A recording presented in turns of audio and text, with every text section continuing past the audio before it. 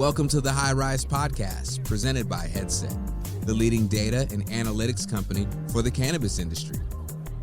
Welcome back to the High Rise, a laid-back, data-back conversation where we talk all things cannabis, from U.S. MSOs to Canadian LPs, products and market analysis through the lens of data. My name is Cy Scott with Headset, and I am joined, as always, by Emily Paxia of Poseidon. Hi, everyone. Welcome to the High Rise. And today we have a very special guest with Bryan Gerber, CEO and founder of Hara Supply. Thanks so much for joining us today, Bryan. Thank you for having me. Super excited to be here. So why don't we start by learning a little bit about your background, the founding of Hara Supply, and what it's all about. For sure. So I've been in the industry for about 7 years. Originally, we started a company called Hemper, which was a direct-to-consumer subscription box for discovering paraphernalia, if you will. And we started basically pushing out these, call it a 10-product curated kit. We moved into quickly kind of celebrity curated boxes, which kind of like a smoke like Snoop Dogg for a month concept, which catapulted the subscription initially. And then super early on, we realized that, we needed to keep this box fresh. And through product development, we realized that was going to keep everything lively. And so what we do is we develop product, we put it through the subscription service, we test those products into market, get initial feedback from thousands of consumers overnight. And then we take that data and then we take those products and we push it to our distribution partners, and then they put it into their retail footprints. And so that's how we got started initially. And then Hara Supply started about 3 years ago as more of a solutions partner in the industry. The supply chain has been kind of all over the place for cannabis. It's still being developed as we speak. But there was this unique opportunity where there was the pre-roll segment. Pre-roll cones, there's always been this shortage in the market, and there was really only one or two major suppliers in the world. And they weren't really scaling with the market. And so we got into this like midway through 2018, and it was, let's call, maybe 40 million-ish cones in the market at a time. When we got into it, there was easily anywhere from, so like average lead time was like basically 6 months to get your pre-roll cones, right? And when we got into it, the reason why it worked so well was because our solution was basically, how do we shorten the lead time? How do we get you a quality cone? And how do we scale this production capacity without, messing up the quality as we do this? And so kind of fast forwarding through the last 3 years, we've now been able to garner, let's call it 25% minimum of the pre-roll cone market. We're producing over 85 million cones a month for MSOs, Canadian LPs, a lot of the big vanity brands in the industry. And it's been honestly insane just seeing us grow from, one facility to now 9 facilities. And we're currently employing about 3,000 people in India right now. So we're feeding a lot of families, which is awesome. And so now we're basically we went into it as like I said, a solutions partner. So a lot of companies right now are, figuring out what type of automation equipment to buy into, if they can even get the pre-rolls, right? A lot of the big brands out there, like the Raws and Futurolas of the world, they're really constrained on supply because they don't actually own or operate their facilities. And I think that's one of the big major differences with us, is that we own and operate them. We have not only Indian employees, but we have US-based employees living in India working at these facilities. And so kind of having that US sales office with other business partners of the company, being at the facilities in India gives a lot of the, bigger MSOs, the LPs, that confidence that they really need. Because if they have a segment or a product line that's really scaling, they need to know that your manufacturing partner can scale with you. And I think that's a big lapse in this whole industry, is just, if this pops off or what might be, can you even fulfill this order that I need? Or am I going to be sold out, right?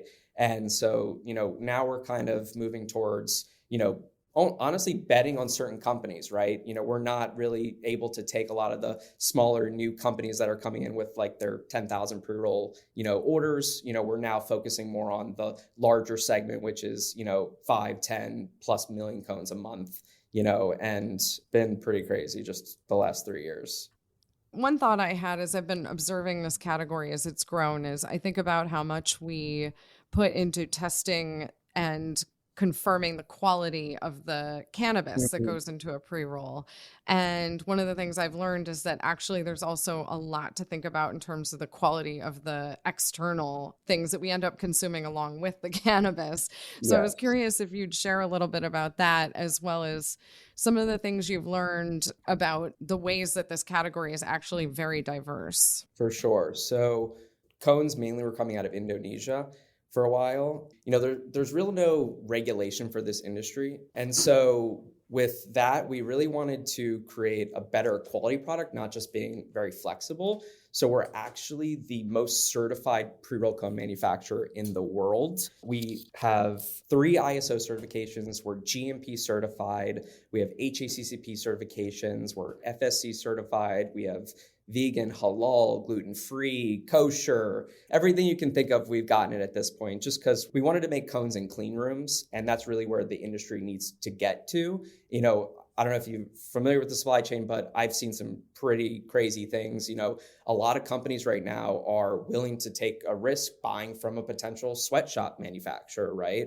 And I think that's a huge problem in the industry right now, is that most people don't even know where this stuff is coming from. And just like Emily said, like not just the cannabis needs to test right, but also the pre-roll cones. So for example, a lot of pre-roll cones, test positive for heavy metals and different microbials and things like that. And so we actually do a ton of different batch testing whenever we get paper in or filter tip paper in. And we constantly are testing this stuff because every market, it's a little bit of a tricky, annoying situation because every market is testing at different thresholds, right? And so now you have Missouri that's got some of the lowest testing thresholds and it's throwing us for, a loop, right? We need to make sure we're testing even crazier now, every single batch that's coming in because we don't want a customer to get product that fails, right? That's the worst thing we could possibly do. So we're consistently keeping up with all of our supply chain raw materials. All of our certifications are huge. And that's pretty much one of the major reasons why we gained so much market share so quickly, is just having that confidence, right? Like when people see that we're making cones in clean rooms and not the sweatshop model. And honestly, when you think of India, that's what you think of, right? It's, a little bit, not as established as China is. And most of the packaging and things like that are coming from China. And, they've gotten their act together, but oftentimes you really don't know what the facility looks like or, what condition you're buying this stuff in. So that was super important for us. And then in terms of quality, being able to work with all the major filling equipment on the market. So like the number one machine right now is still the knockbox. And it's honestly an outdated machine that's only popular because it's super cheap, but it's super manual. But, I think there's some MSOs are working upwards of 100 of them at a time, which is insane to me.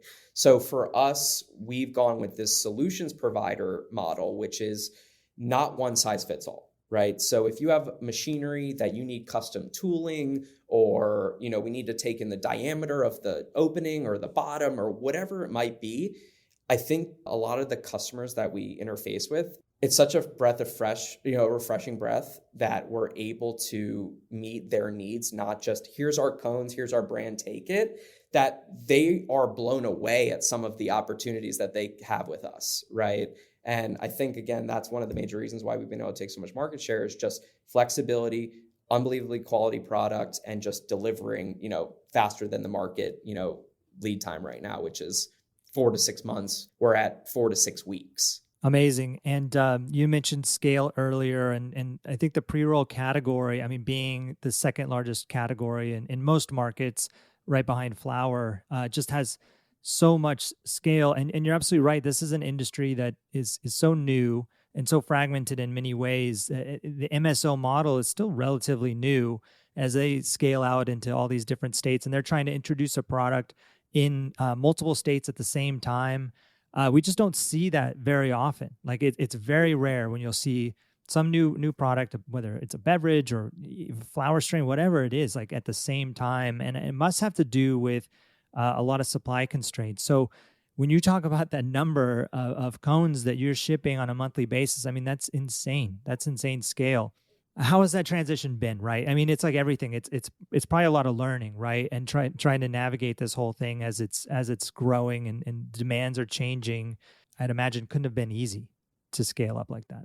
No, it wasn't. There's definitely been trials and tribulations for sure. We learned very quickly that when we first started this, we probably made 30 million pre-rolled cones before we made one perfect cone. And that taught us, like, we're not in this for the short haul, we're in this for the long haul. And I think that a lot of companies that come into the industry are the quick money grabbers. And we really wanted to disrupt a problem, essentially, which was pre-roll segment is going to continuously grow. I mean, if you look at cigarettes, the writing's on the wall, right? It's the most convenient, consumption method. It's going to continuously grow. We're getting, I think everyone's trying to figure it out. Like you said, the MSO model is relatively new. And I think, we haven't seen, in terms of the distribution, you're talking the Coca-Colas of the world, the Anheuser-Busch's, like, we're nowhere near that, right? They get a product out to market. It's in every convenience store within 20 days, nationwide, right? We're currently facing a lot of, fragmented, product right now in the market where, you'll go to California, it'll be an awesome experience. And you come over here to where we're at in Nevada and it's not the same. And you either get turned off by one or the other, or, let's say you had an awesome experience in California, Vegas was horrible, you probably won't buy into that brand anymore, or you may only buy it in California, which jades the whole, is this actually a popular product still, right? And I think that we're seeing an interesting trend where, the brands that we're betting on right now are scaling with multiple different segments in the pre-roll category, right? Infused, high THC, flavor-based profiles. I think mini joints are becoming super popular, and we're starting to see like the 0.35s come into the market a lot more prevalent than, a couple of years ago it was 1 grams or half grams only. And so we're definitely seeing a more diverse offering now, but I still think it's Simon Says, where it's like one company comes out with one thing, another company comes out the same thing. So, if a Jeter has something on the market, they have 10 copycats right next to them, within a month, right? And so I truly think that, your product has to, speak for itself, but I think also the marketing and branding is really going to play into this as we start developing the Coca-Colas of the world.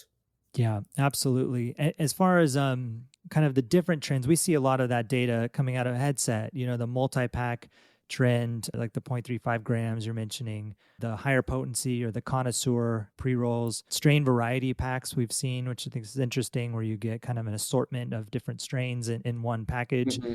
Do you have a sense of, being so close to it, do you think any of these things are going to take over? I mean, we've seen like the connoisseur category really take off in the US and it's been a bit slower in Canada, for whatever reason, price point, is a bit higher in Canada, but is it just a matter of there's not enough copycats, like what you were saying, the game of Simon, where someone does it and there's some success, someone else does it, there's some more success, and then it starts to build a subcategory within this category, and that just hasn't happened for maybe connoisseur in Canada or multi-packs at the level that it is in Canada, where I think it's pretty significant percentage of Canadian pre-rolls are multi-packs versus the US, which is a bit smaller. So, like consumers seem similar, but there's like obviously nuances on like packaging restrictions and marketing restrictions. Do you think that's some of the, where that difference comes from, where that nuance comes from? I think so. And I think that, honestly, if we take California, it's its own kind of beast still. And I think one thing to touch upon is that, a lot of these brands, where they're doing super infused, they've got diamonds and hash and keef and flavors. And it's clear that the connoisseur market right now in certain segments is taking it by storm, because I think people are equating high THC to better experience. And That's not how we should be thinking. And we're certain brands are perpetuating this in a negative way, but you got to push what sells. So I understand. But I think in Canada, I mean, the branding restrictions, like I can't even tell you, we just ran into one thing where one of our clients wanted to put a 1, 2, and a 3 on the filter tips. Okay, just I guess to differentiate between the strains. And OCS would not allow them. Wow. And I think it's causing a lot of delay to market for a lot of these bigger companies where they're just trying to get through a simple branding play that makes sense to them and possibly makes sense to the consumer, but they're just being super sticklers on it. So I think we see a lot of pushback because we'll get constantly, 5 renditions of different branding potentials where they're like, this might work or this might not work. And so I think that's playing into it. And, one brand that we just started working with in Canada, Pinners, is doing pretty well. They have these like almost micro 0.25, 0.35 infused joints, and they come in a multi-pack. And that's starting to become a bigger trend, as you said, in here in the States, but also in Canada. It's a little bit slower. I think it's due to the branding restrictions, right? I think they're trying to figure out how do we play in this world where we can't even put our logo on the product, but people still need to know it's us when they're smoking it or using it or interacting with it, right? But we see it, out of the top 30 brands, I guess, in the country, we deal with more than half of them at this point. And infused multi-packs are definitely currently crushing it. That's what we're kind of seeing in the market. Yeah, we're seeing that data too. And Pinners is a very clever brand. I had the privilege of riding around in their old Rolls Royce doing a podcast. Oh, very cool. With business of cannabis. And to that reason, it's so hard to market, right? It's hard to put your logo on packaging in effective ways or to have any sort of real marketing like you might see in the alcohol industry in Canada. Cannabis is just so locked down. And so having to think of clever ways to do that, to drive the brand, I think they're doing a great job. And that's probably reflecting in some of their success that they're seeing in the pre-roll category. Our multi-pack infused, that seems to be, kind of where it's all going. And you're right, California is its own beast. I mean, just to give a sense of what we see in headsets, as far as like percentage of market, it's about 15% of year-to-date sales have been pre-roll. And normally pre-roll in the US is about 10% of the market in like total sales. And the rest is split up, with flower taking, 40 to 50% and vapor pen and edibles and, you name it, concentrates, et cetera. But, 10% is serious. I think California is even more at 15. So really kind of a trendsetter there. And I think we're going to see more of a pull because in Canada, it's about 20%.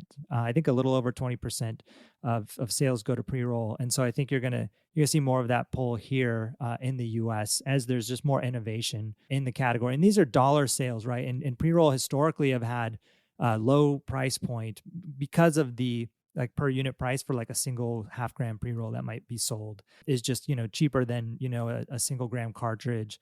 And so from a dollar perspective, but I think that's changing with multi-packs, with connoisseur pre-rolls. You're seeing average item price kind of go up, not necessarily equivalized price, like price per THC or anything like that, but just because you're getting more in a single package now.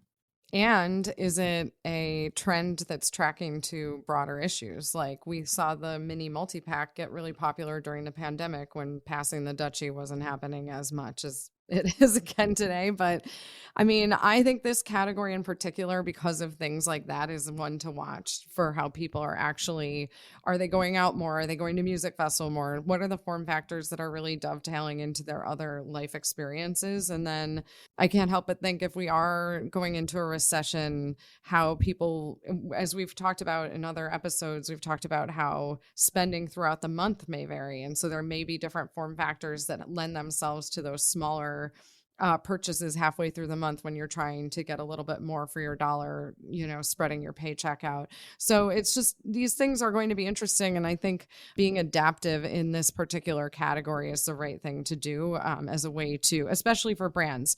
Brand building is about building brands and then innovating past the competition. And that's how you can do it. And with this category, especially. So I'm excited to watch it. I also just, we talk a lot about wellness with cannabis, but, inherently lighting something on fire is a little bit of a departure from a full-blown wellness thing, but it's still, for me, as someone who does consume it, makes my stomach feel better and all these other things. It still benefits me, but there is also the part of it that it's just fun and cool and harkens back to the origins of how we all got into this. So I think it's a pretty cool category and I'm excited to watch it. And just hearing you both talk about the volume of business being done in the pre-roll category it's pretty amazing. I mean, it's a real reason why we do this podcast is like you, Bryan, we've been in this category a long time and we've seen it grow in a lot of ways. And we wanted to be able to tell the stories of that growth. And it won't always look like this. Like you said, it's cannabis 2.0, but it's really like 1.1, if that, right? And like, we're going to look back, decades from now and it'll be that situation where you'll have a brand that wants to introduce in, 50 legal markets within 20 days and it's no problem. But it's like really rare to see anything of scale. I think like Curaleaf with their Select brand is probably got the only product that they've introduced in like the most markets. Like they kind of hold that crown right now. But I think you're going to see other MSOs come in and it's going to be 12 states, and it's going to be 15 states and 18 states or whatever it is. But I think it's good to remember that it's not just those organizations that are the sole reason why they're able to do it. It's suppliers and partners, like yourself that can come in and support these companies. And without groups like Hara Supply, I mean, it's almost impossible, right? If possible at all, for them to do that. So I really wanted to, say thanks for sharing that story. And it's just really exciting to be able to talk to you to kind of get that side of the narrative that a lot of us, don't ever see or hardly think about, right? But it's such a big piece of the story. So really, thanks so much for coming on and definitely want to have you back when you hit that 150 number or maybe the 800, 10X there, because I'm sure you're going to get there. I have no doubt. Thanks for listening to the High Rise Podcast, presented by Headset.